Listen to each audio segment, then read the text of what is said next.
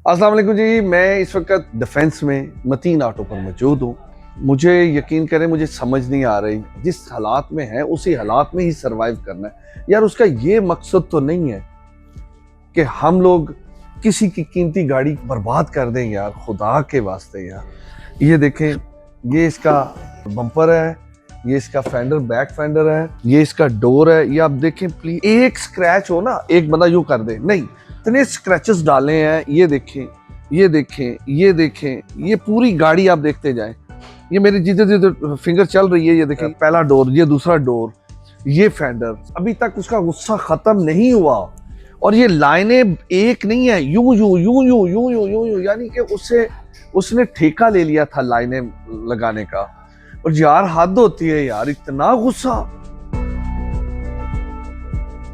नदीम भाई मेरे पास है, आपको पता है कि लाइन एक्सपर्ट है।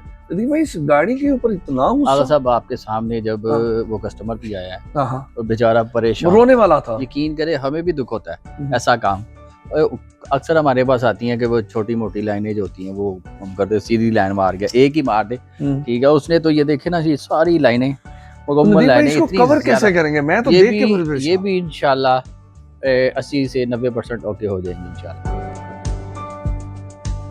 4-5 दिन लगेंगे। तो आपके तो वो, क्योंकि आपने तो एक लाइन को करना है और उस पे टाइम, और उस पे जो ज़ाहिर टाइम और मेहनत इस पे बहुत ज्यादा है, बहुत ज्यादा। और इंशाल्लाह ये गाड़ी बचा के हम दिखाएंगे और ओरिजिनल शक्ल में आ जाएगी, ओरिजिनल शक्ल में आ जाएगी। वो साहब तो किसी के पास गया था तो उन्होंने कहा था कि ये सारी गाड़ी पेंट होगी। सजी कंपनी में गया, पूरा लाहौर फिर के आया बंदा, वो जिधर गया वो कहते हैं ये सारी गाड़ी पेंट होगी, दोनों साइडों पे है। मैं तो अभी यहीं पे रो पीट रहा था।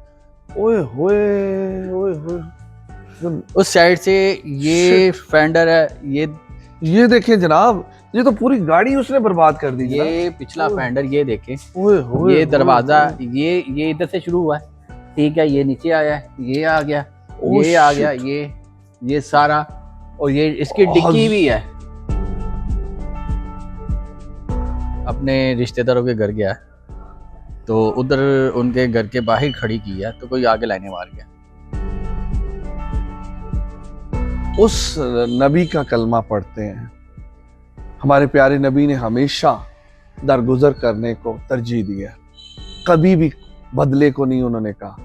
और जब हम उनका कलमा पढ़ते हैं तो हम उससे क्या जाहिर होता है कि हम एज ए मुसलमान, हम में इतना जज्बा होना चाहिए कि अगर कोई आप पे अटैक भी करे तो उसे रोकें। याद रखिएगा, आपके साथ भी ये होगा, ये लिख लीजिएगा, जैसा करेंगे वैसा भरेंगे।